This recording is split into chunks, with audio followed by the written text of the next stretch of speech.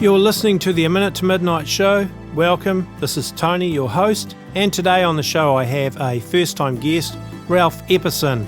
Ralph's been studying the New World Order for over 50 years, and there's a lot of interesting information in this show, so I hope you enjoy it. I want to welcome Ralph Epperson to the A Minute to Midnight show. Been following Ralph for quite a while, but this is the first time I've had Ralph on our show, so it's really great to be talking to you today, Ralph. Well, thank you very much. I'm very pleased to do a talk show with you. Let's discuss some issues. Yes, well, you have a long history of researching these issues, so perhaps you could tell our listeners a little bit of background for those that don't know, a little bit of, bio of who you are and what you do. I started this in 1962 after college. I knew nothing at all about what I know today, not even one hint that I was going to get into this until 1962, actually 62 or 63. A friend of mine suggested I read revisionist history. I said, I don't know what that is. I was a college graduate. I said, never heard that. So he gave me a book to read, and that started. I've read 1,100 books since then on both sides of this issue, and I got 4 books published. The Unseen Hand, the New World Order especially, are now being sold in 7 or 8 foreign nations. There's probably even more that I don't know about, but at least I know about those. And the other 2 have not been big sellers, but they're still selling. So I've done 500 and some talk shows. I lecture whenever possible, do seminars, and especially do talk shows. And let me just say this, I am 100% convinced that there is an active conspiracy at work in this world and has been for over 6,000 years. And there are people today who worship that the God of this religion and are active today, and they've got a vision for the world called the New World Order, and that could be a good beginning to start wherever you want to. Well, actually, that book of yours, The New World Order, that's where I first came across you, was somebody had posted a piece of it, made a picture of it and posted it on Facebook. I don't know, I probably saw it 3 or 4 years ago. And that was, I read that and thought, wow. So yeah, that's how I came across you. And the New World Order, yep, and the 6,000-year-old thing maybe. Yeah, you could just give us a little bit of a background very quickly as to why you believe it's that old. Well, I'll do it very briefly. What prompted this, I've done research in it before, and I put a little booklet out. But during the debates of the Republican Party, Senator Ted Cruz gave a sign with his right arm that was not, during the national anthem, when you place your hand over your heart, but your palm and your fingers extended.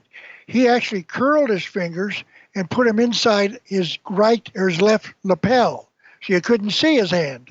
But that is a 6,000-year-old sign. It's called the lion's paw. It goes all the way back to probably even before Egypt, 6,000 years ago. But I found it in the picture, a statue of Khufu, who built the Great Pyramid of Giza. And he was the first one I found. And since that time, I've found maybe 25 or 30 people giving the sign. It's not very common, but what that sign represents is a belief in the ancient mystery religion that I believe the Bible calls Babylon, which is when the whole thing started. And that conspiracy, because it's secret, they take vows not to reveal their truth and what they believe in, but I've been able to dig it out from their own literature and have done so for over 50 years now, especially since about 1985. So that's 15 and 30 some years ago, I got into this ancient mystery religion. Not that I support it. In fact, I'm totally opposed to it. But Ted Cruz was saying, I'm in favor of it.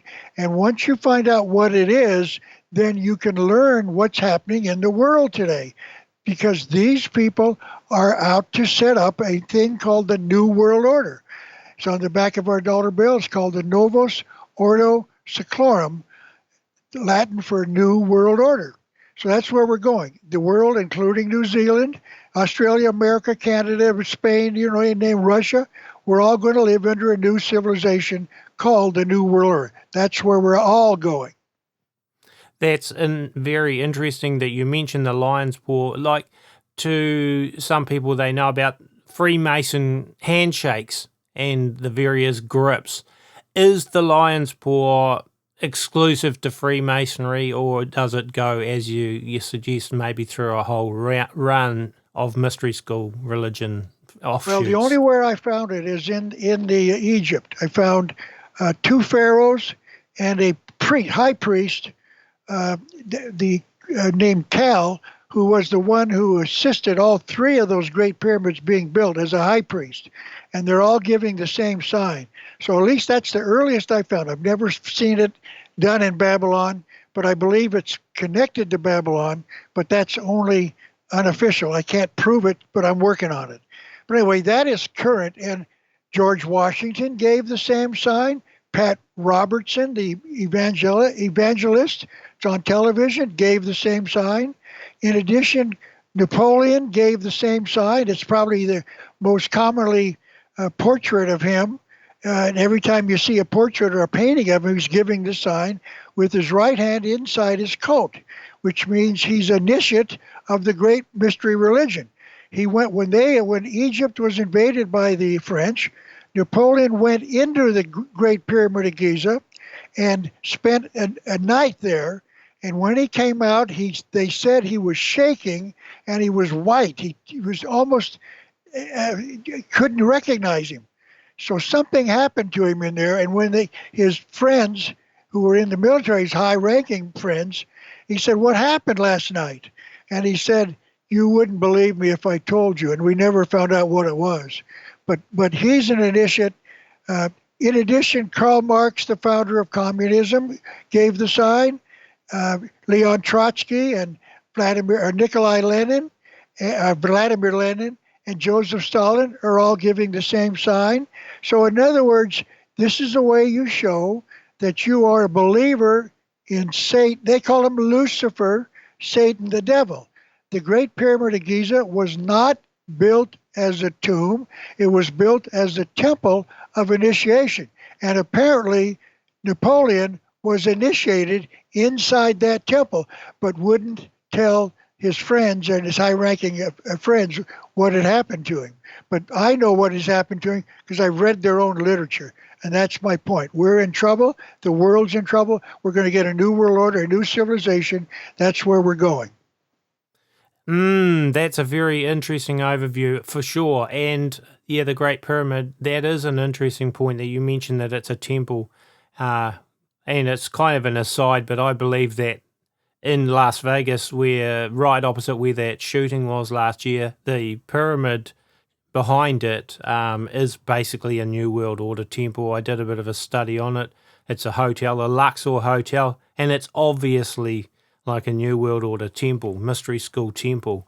So, very interesting. They use the pyramid to everything, though, don't they?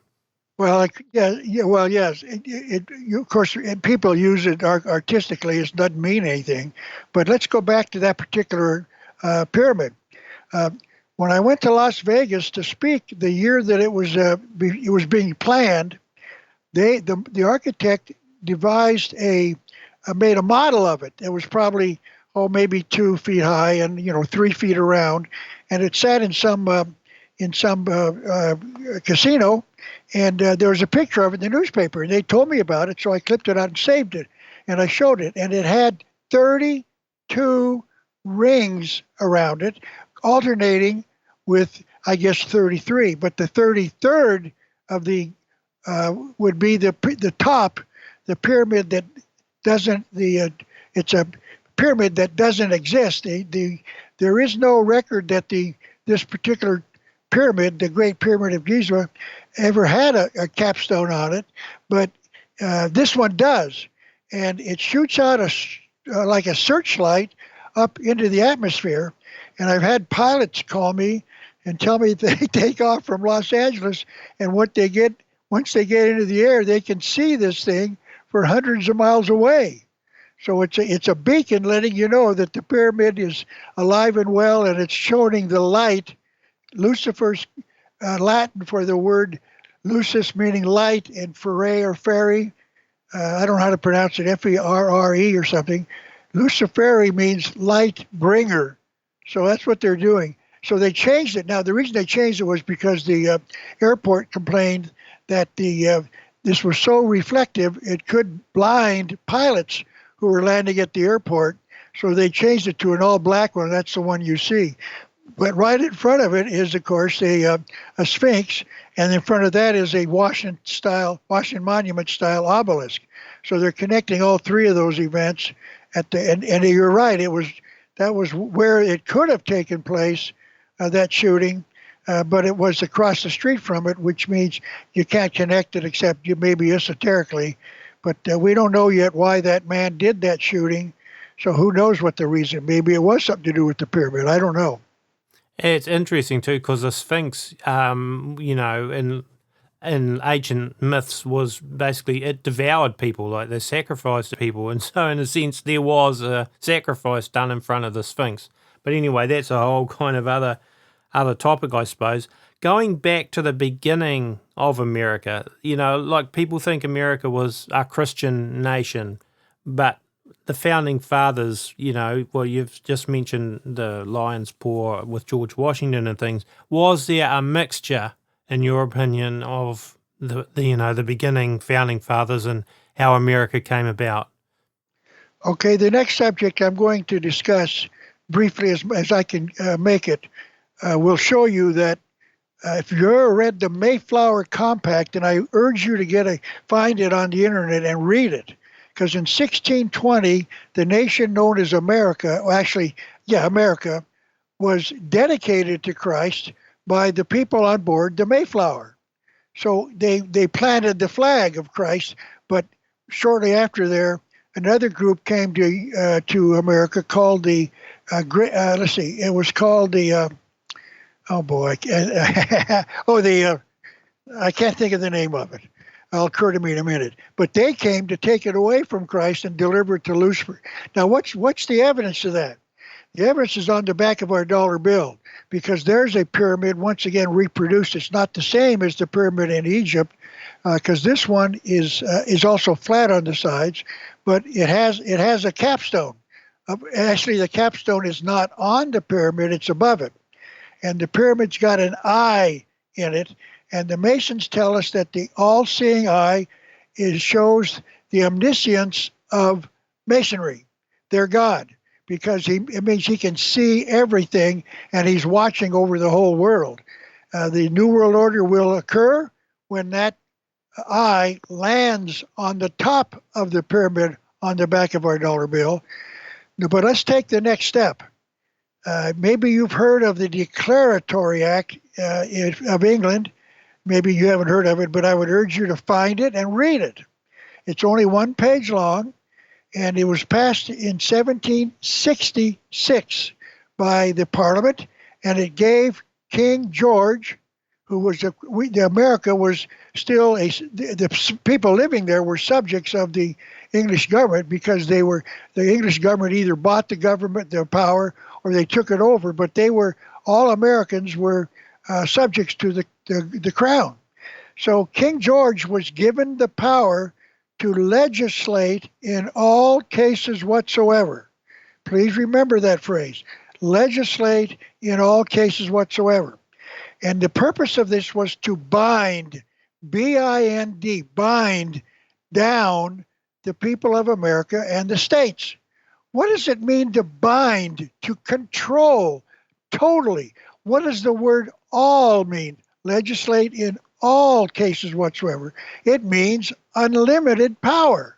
It's not all meaning with reservations or limits or prescriptions or whatever else. It's all. All means all. The power to legislate in every conceivable case whatsoever. So now this was passed.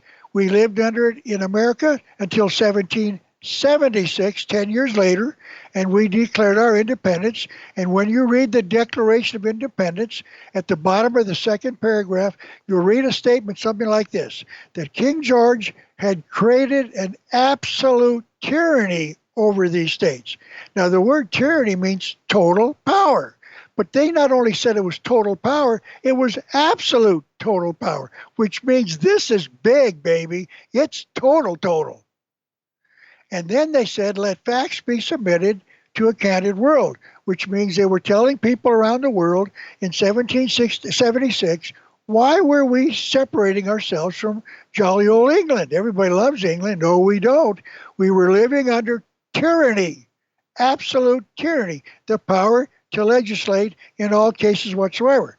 And the next sentence says, let the following facts be submitted to a candid world, meaning these are the reasons we're declaring our independence for those of you want to know why. And the 22nd of those reads that he was suspending our own legislatures and creating theirs with the power to legislate in all cases whatsoever. In other words, they knew that all meant all, total, unlimited power. They admitted it. 56 men signed that thing unanimously, admitting the reason we declared our independence was because of the Declaratory Act, with all power in the hands of the king and the parliament. They could pass whatever law they jolly well wanted to. No limits. So then, 11 years later, in 1787, we wrote the Constitution. Now, they decided we're going to separate the powers, and we created three branches: the legislative, the executive, and the judicial. The legislative was to pass the laws, the executive was to enforce the laws, and the Supreme Court was to interpret the laws. So the power was divided. It wasn't in one king or one body. It was divided into three bodies. But then, when they gave power to Congress in Article 1, Section 8, they delegated the power. They gave Congress the power, the founders did, the power to legislate in all cases whatsoever. What? They just gave Congress the power they objected to 21 years before? Yes. The same thing they objected to in 1776? Yes. They gave them the same power that King George had, the power to legislate in all cases whatsoever. There is no limit to that. There's no reservation to that, all except on Thursdays or when the king goes fishing or when he gets a headache. He doesn't want it. He's got all power, and Congress has that all power. And they're using that, as you saw, maybe you saw in New Zealand, they just stop the government. There's no money to run it on. That's called all power. There is no government in America today. There's no power, no federal power. They've got the power to do that, under the power to legislate in all cases whatsoever. So what is happening right now in America is a fulfillment of that. Those people know, and I'll end with this last sentence, Congress, the Supreme Court, the President, the Senate, they all know they've got total power. And there's only one person in America trying to expose this truth, and that is Ralph Epperson. I'm doing everything I can to promote this, let the American people know that Congress has total power. And I'll end with that. That's a brief summary of why we have a nation called America. Well, we used to have a nation. Yeah. Because that you're basically just showing, and I think this government shutdown is just showing that, well, what we already knew, but it's proving it, that the president is not the supreme power. But see, here's the point. Listen to me. What I'm trying to say is we all suspect that. But notice I'm proving it. You can read it with your own eyes. No one has ever done that. I've read 1,100 books on this subject by authors on both sides. I've read the literature of the Masons and the Jesuits, and you name it. None of them have ever admitted. And I'm doing everything I can to make it public. If your people, anyone's listening to this worldwide, or whoever listens to your talk show, check it out yourself. Read the Article 1, Section 8, Clause 17. They've got the power to legislate in all cases whatsoever. Get the Declaratory Act at the bottom of the second paragraph and read the same phrase. Get the Declaration and read it in the the things that they told the candid public in the 22nd one, where they admitted the reason we're declaring our independence was because King George was legislating in all cases whatsoever. That is very interesting. I think it's also interesting that the same date on the US dollar, 1776, on the back of it, is the same year that the Illuminati was actually founded in Bavaria.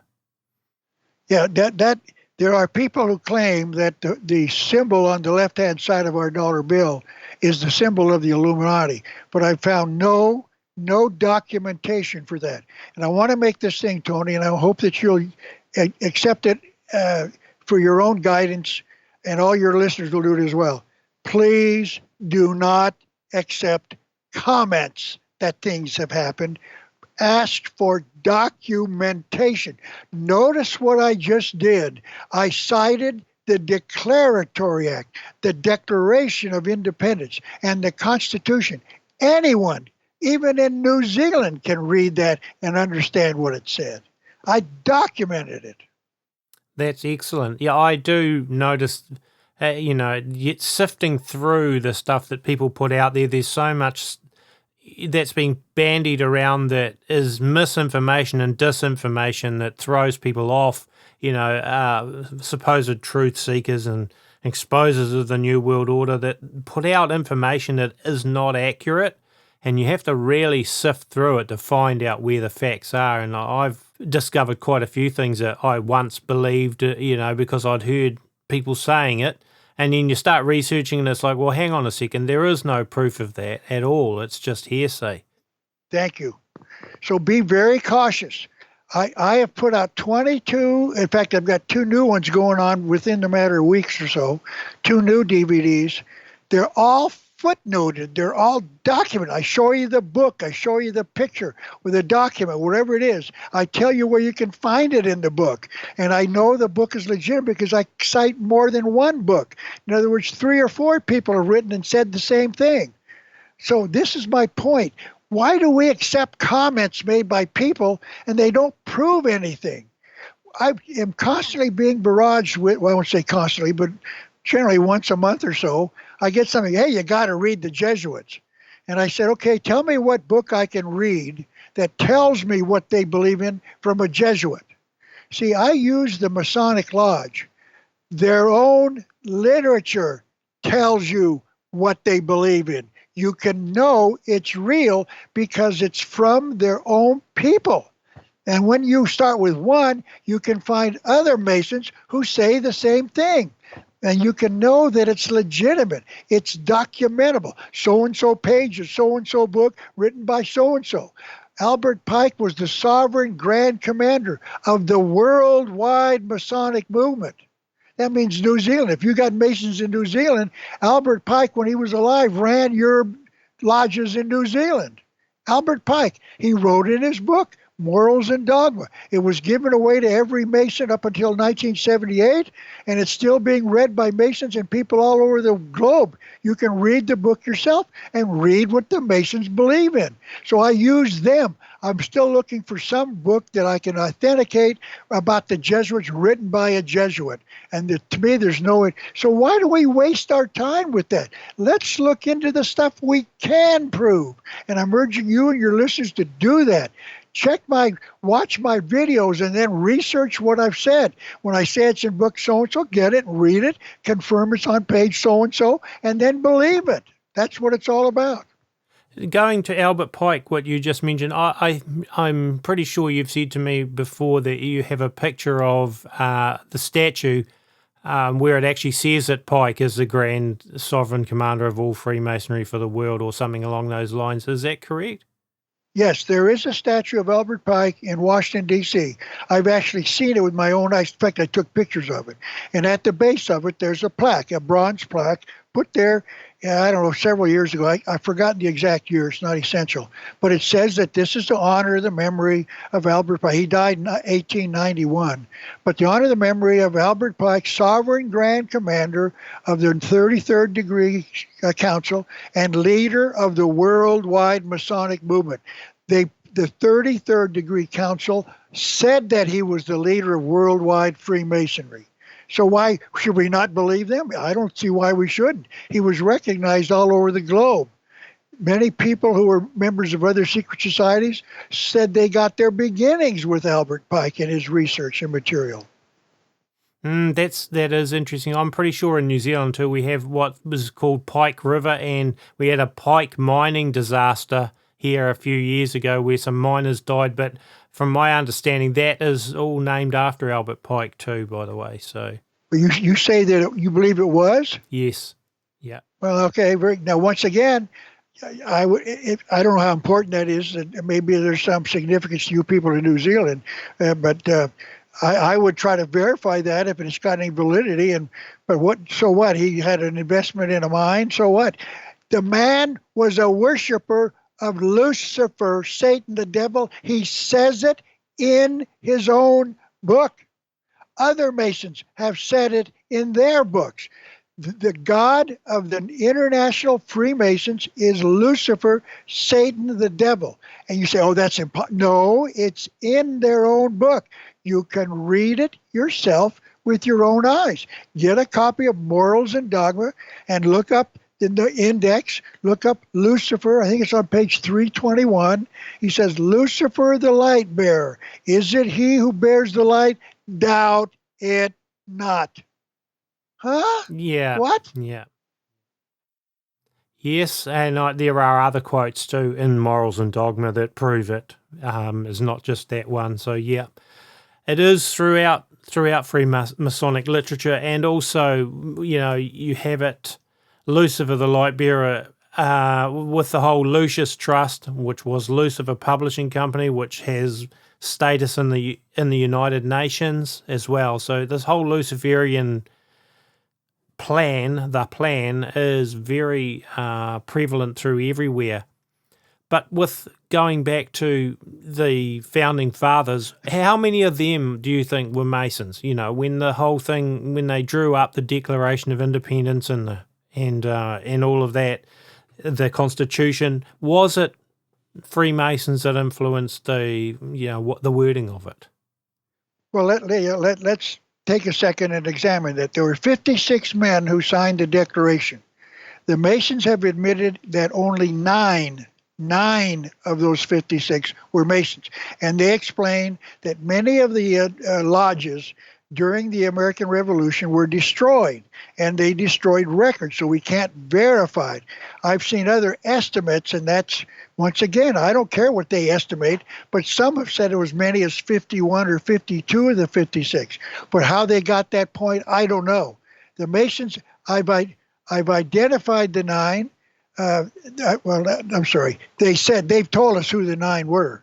Okay, now, the Constitution was signed by 39 men, and only 6 of those men signed both documents. That means 6 of the 39 were aware of the power to legislate in all cases whatsoever. In other words, they knowingly did that intentionally. One of the 6 who signed both the Declaration and the Constitution was Benjamin Franklin. What kind of man would give Congress total power? Just by coincidence, he was a Mason. So we all love Ben Franklin. What a great man. No, he was a scoundrel. I was a guest on the History Channel several years ago, and in fact, that show every once in a while shows up even now. I think I did it probably 4 or 5 years ago, but it shows up. And during the one called Secrets of the Founding Fathers, they showed us that Ben Franklin was over in London joining a thing called the Hellfire Club, and it was one of the leaders built a cave, dug out a cave, and they went back in the cave, and this is once again allegedly, there was orgies and sexual fantasies and who knows what else was going on. I don't know if that's true, but at least I know this. Ben Franklin lied to us. He signed a constitution that gave Congress total, unlimited power. And that power has been extended over something like 90% of the American people voluntarily. Well, that's another subject. Maybe we need more than an hour to cover. But I can show you that today in America, I'll give you an example. Well, that maybe we don't want to get into that. Let's just go back to your questions. Well, actually, what you've just given me a light bulb moment, because with the Hellfire Club and Benjamin Franklin going there, because one of the original 5 founders of the Illuminati under Adam Weishaupt was a member, in fact, may have even been a founder of the Hellfire Club. Well, once again, forgive me. Let me point out something to you. I can only speak for America. Anyone who lives in America is listening right now. Please understand, we have to save a nation. It's that serious. This country is going someplace, and I know what it is, and I'm scared to death. No, that's not right. I'm a Christian, so I know if it happens, I'm going home. So I'm telling you, this country has to be saved. The only way to save it is with material that we can get the average American to understand. Just like what I went through to explain the power to legislate in all cases whatsoever. This is so verifiable. It explains to the taxpayer, where does Congress get all this power they've got to send men up to the moon, to send them up to the in orbit, to fund foreign aid and stem cell research. They got it from the power to legislate in all cases whatsoever, and they got it from Ben Franklin. So stick with things that we can verify. I can't verify that man was a member, and I don't even care if he was, or whether Franklin was. I know what he did to us Americans. He stuck it to us right in the back, because this has been concealed. It's not taught by anyone else in this nation that I can find. I've read over 1,100 books. I've got a list I put it on Facebook, of 119 writers in my field who've written books about conspiracies and various parts of it, and not one of them has ever briefly even hinted about the power to legislate in all cases whatsoever.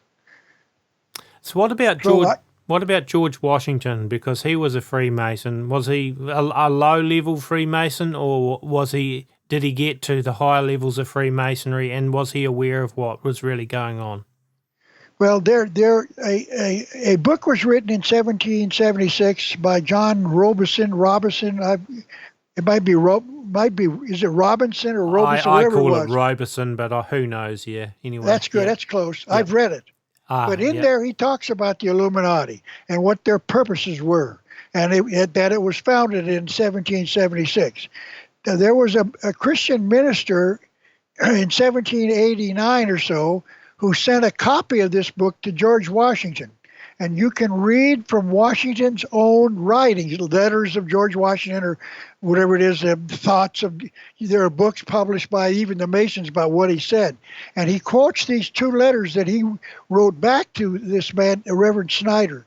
And he admits that the Illuminati is real, and he says, but he does not believe that they've infiltrated any of the Masonic lodges. But I want you to notice when you read it, there's a double negative, which means the sentence is a positive, that they have infiltrated American lodges. Now, that's a stretch, I admit that, because he says they didn't. But I can tell you this, there's a thing called the Washington National Memorial Association or something in Washington, D.C., with a building. It's in Washington. You can go to their website, read about it, and learn that it's committed to the memory of George Washington as being a Mason. In fact, the Bible that they use to inaugurate presidents, I think the most recent one was Reagan, maybe even, I don't know if Obama did, but I think, okay, that's enough. I know Ronald Reagan did. He used the Bible. But anyway, this group put out a biography. It is the official biography put out by the Masons and in this Memorial Association. And inside that book, there is a portrait of George Washington giving the sign that he's been born again to Lucifer, Satan, the devil. Now, you could argue that it means he was a Mason because it is an official sign. I show you pictures of it in their own rituals. You can see that sign is official. I can verify that it is official with my DVD called The Lion's Paw. I would urge your listeners, anyone that's listening, go to the Google Epperson or Google The Lion's Paw, Google video, and watch it yourself. It's only 70 minutes long. It'll show you all that I'm talking about. And it's now, worth, why? yeah, I just want to say to people, it is worth watching it because I have actually watched that DVD, and I'm going to say, yep, definitely, I would encourage people to search it out and find it. So carry on, in there Ralph. Okay, now please understand, we know that the ancient mystery religion uses this sign, and we know that the Masons use it. So you could argue that it's a sign he's a Mason. I don't think so, because this whole nation, listen to this, America, this whole nation was committed to Lucifer by that organization that I can't think of the name, Order of the Quest. Order of the Quest came to America. Maybe many of those men were members of the Illuminati. I can't find out. I don't know. But the man who exposed them, who believes in it, what they did, it was the one that admitted it. It was a 33rd degree Mason, Manly P. Hall, said that Ben Franklin was a member of the Order of the Quest, and he's the only one he mentioned. So we don't know for sure who they were, but we know that soon thereafter we got comments about the Illuminati. Thomas Jefferson praised Adam Weishaupt as our third president. A few years later, in about 1820, there was a scandal where Captain William Morgan was murdered by the Masons because he revealed their secrets. And there was the first third party in America was formed called the Anti-Masons. Our fourth president, John Quincy Adams, wrote a scathing book about the Masons. So people say, oh yeah, wait a minute, Ralph, you're critical of the Masons. And what about George Washington? I say, well, listen, he might very well have been a good Mason. What about John Quincy Adams, the fourth president, who wrote a book identifying them as being a scoundrel? So anyway, these people are admitting that George Washington gave the sign. Now, it's a portrait. I admit it's not a picture because there were no photographs in 1789. He died 2 years later. But it's an official portrait of him giving the lion's paw. So you could argue, well, he's giving. I think it's more than that, but that's conjecture, and I admit that.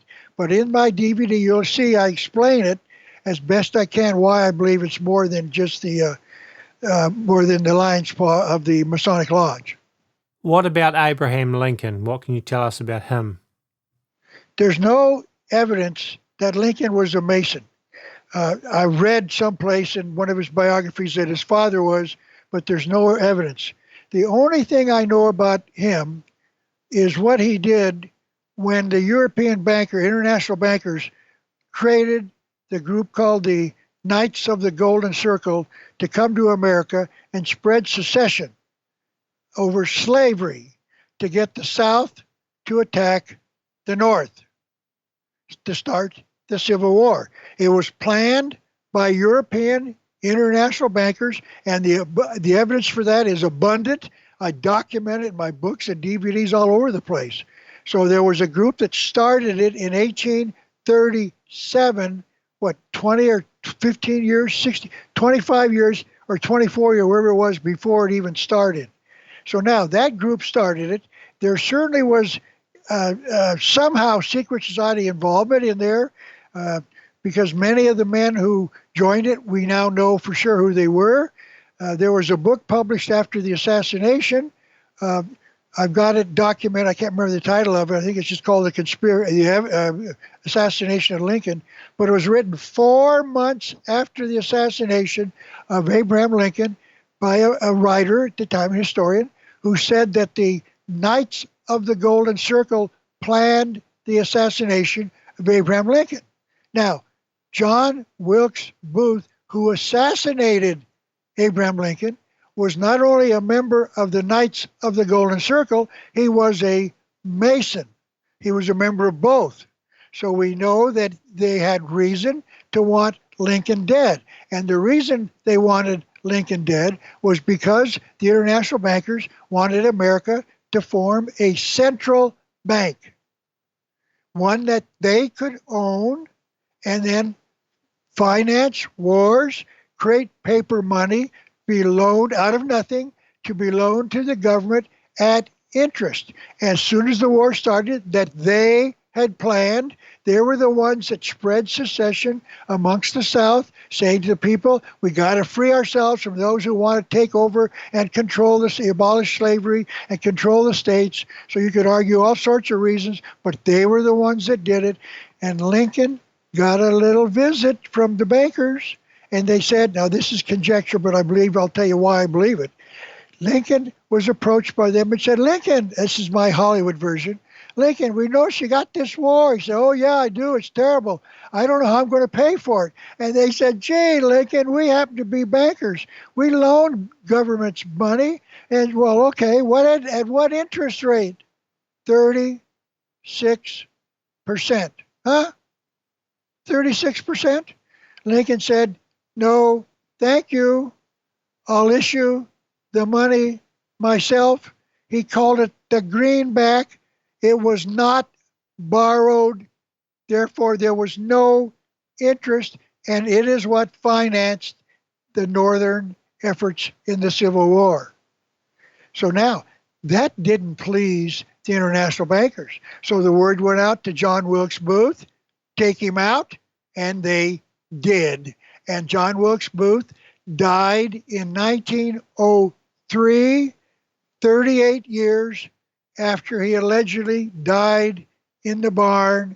Another man died in the barn, and Stanton, Secretary of War, certified the body was that of John Wilkes Booth. He died in 1903 in Enid, Oklahoma, documented by eyewitnesses, including family members who saw the body. So in other words, they rewarded him, they protected him, he did his job, thank you very much. And then the Knights of the Golden Circle planned, it's the last part of the story, they planned a second civil war to force the North and the South to fight once again, and maybe Johnson would be willing, the two took over, would be willing to finance it with a central bank. So he didn't do it. And, oh, by the way, the Knights of the Golden Circle created the Ku Klux Klan. There are 3 Ks, the letter K, KKK, and K just happens to be the 11th letter in the language. Now, maybe you people in New Zealand talk English or you use different languages than we do. I don't know. Well, you and I are able to communicate, so I guess you pretty much know that K is the 13th letter, 11th letter. Now, I'm going to put you on the spot, Tony. I'm going to ask you. 33. Multiply.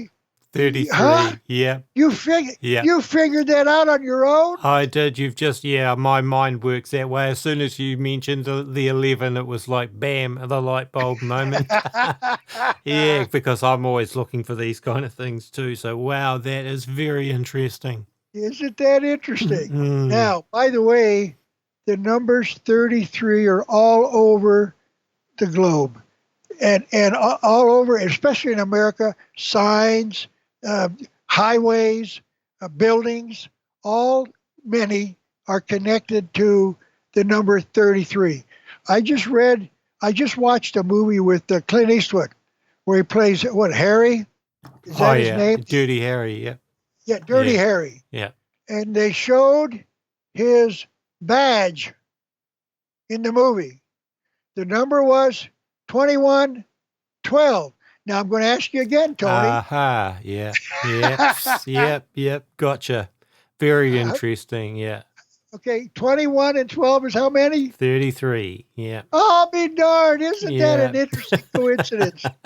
I know, it is absolutely everywhere. Look, I just want to actually backtrack a wee bit. Another thought that before it goes out of my head, there was all this hoo-ha about pulling down Confederate statues a wee while back, and I said to Brooke and Joni, who are part of our Minute to Midnight team, I said to them, I'll bet you they don't take down Albert Pike's statue.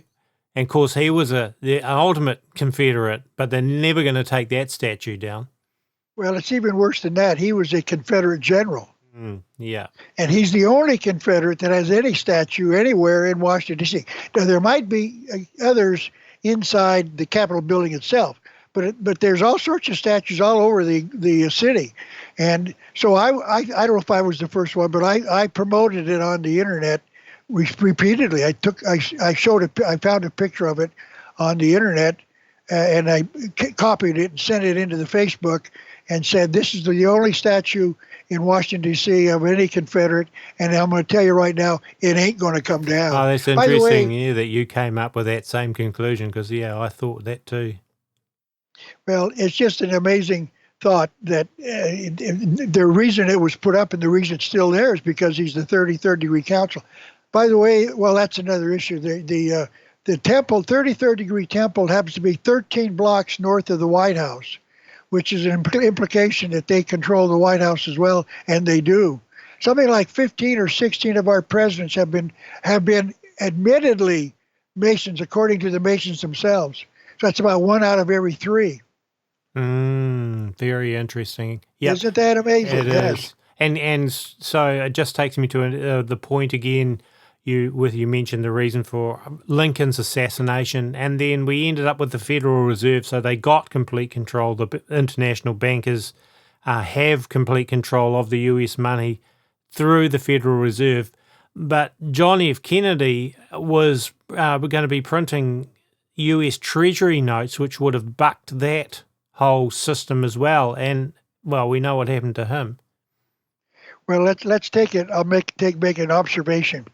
There have been only 2 presidents in the United States that I'm able to find who issued money that was not borrowed. One was Abraham Lincoln, and the other was John Kennedy. Now, well, that statement, the second one, is going to be subject to discussion in a minute. But I went to Detroit, Michigan to speak. Actually, I was in Dearborn. The group of patriots there called me and asked me, and I went there. So I got there like at noon or something on the day of the speech. So the guy said, let's go to Ford Museum. Henry Ford had his headquarters in Dearborn, and not Detroit. But anyway, there's an incredible museum. Ford was a collector. He saved things of the past. And the building is, you could probably go for 3 days and not see everything. It's immense. But the one thing that I found was very interesting. The rocking chair that Lincoln was seated in Ford's Theater was apparently purchased or found or discovered probably very soon thereafter, and Henry Ford ended up owning it. And it's inside like a closet, except it's got glass on 2 sides and plywood or whatever wood on the others, and it's probably in some sort of air-conditioned thing that won't deteriorate the cloth and the wood. So you can see it, 100 and some years later. So there it is. And you walk about 50 feet or maybe 75 feet away, and there's the Lincoln where John Kennedy was assassinated. It was owned by I think maybe donated to the presidency by the Lincoln division of Ford Motors. So they got it back. It's been altered somewhat. All the evidence of the assassination have been removed, including the windshield that had a hole in it, a bullet hole in the windshield. I got pictures of it. Where'd that bullet come from? Yeah. Huh? Yeah. There's a dent, or was a dent in the chrome above the windshield holding it in place. Where'd that come from? It's like you hit it with like a marble with a slingshot. Being it hit it and made a dent in it. That's been removed. So all that's been removed, and they put the hard top on, so it's not a convertible like when Kennedy was in it. But that's interesting. 2 men issued. No, why did I say it's subject to review? I do not believe that John Kennedy knew that money was being issued. Now, oh, wait a minute. Where'd that come from, Ralph? Let me tell you why I don't believe it. The money that he issued, I've got 2 of their, I think they're both $2 bills that were issued. They're called U.S. Treasury notes. U.S. Wait, just the two words Treasury notes. Is that it? I think so. You, Yeah. okay, whatever. Maybe U.S. Treasury notes or Treasury notes, but they're not borrowed by the Federal Reserve. Okay, that money was signed by C.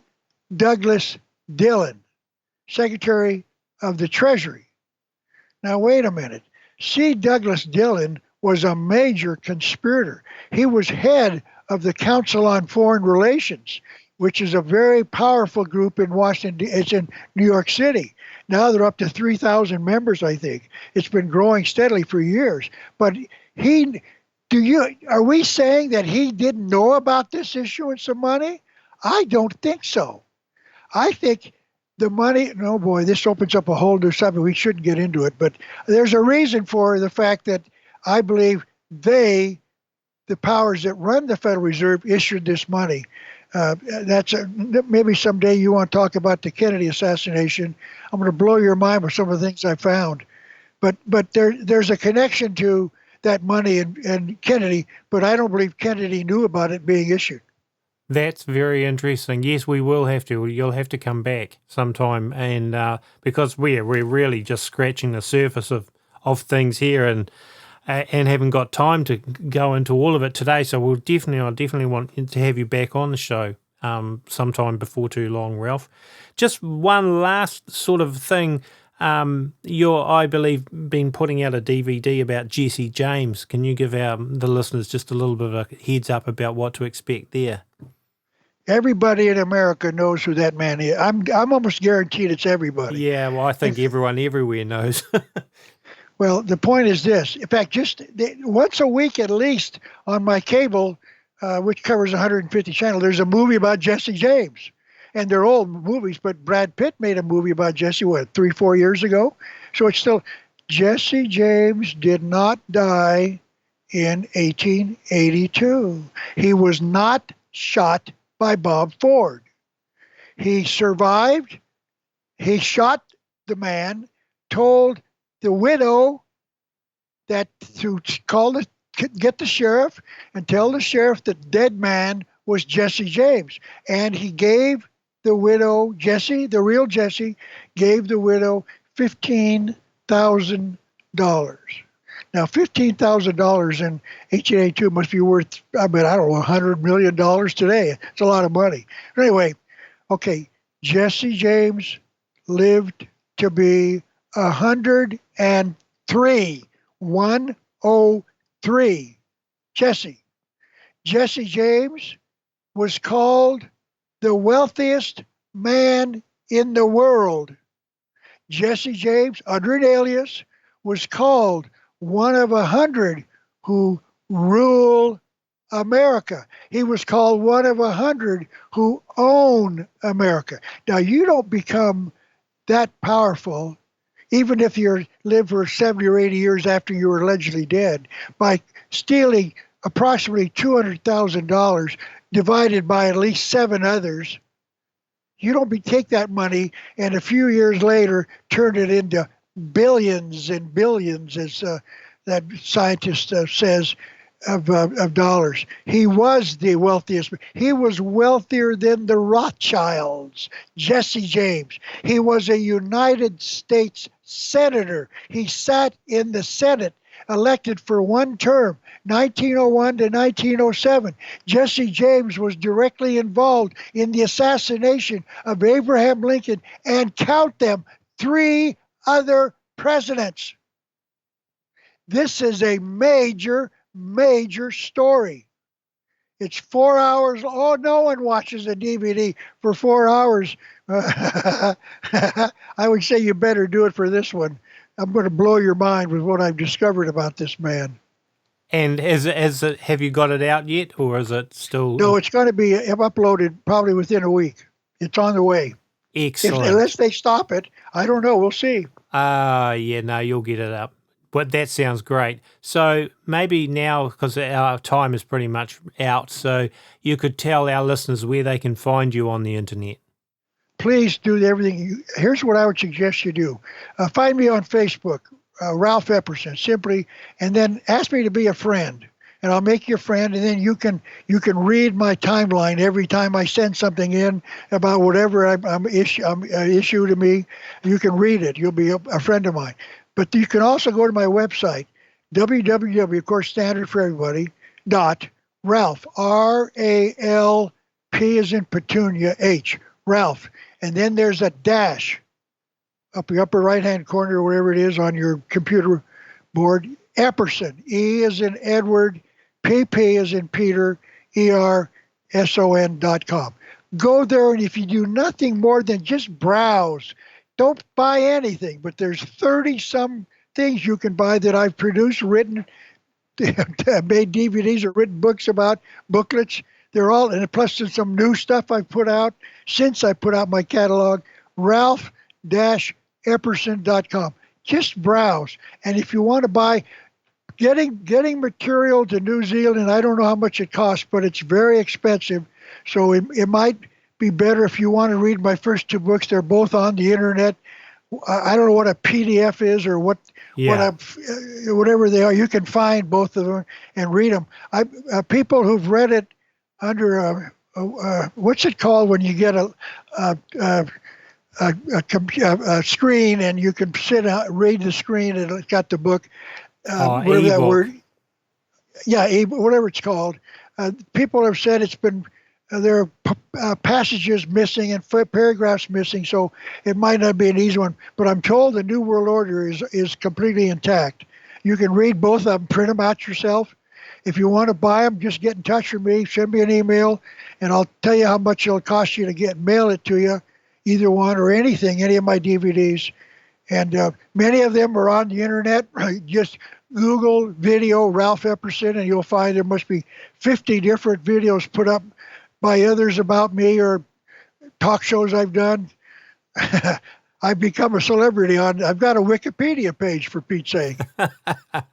Well, thanks, Ralph. This has been fascinating, and I definitely would love to have you come back sometime in the near future onto the A Minute to Midnight show, because there's so much more we could cover.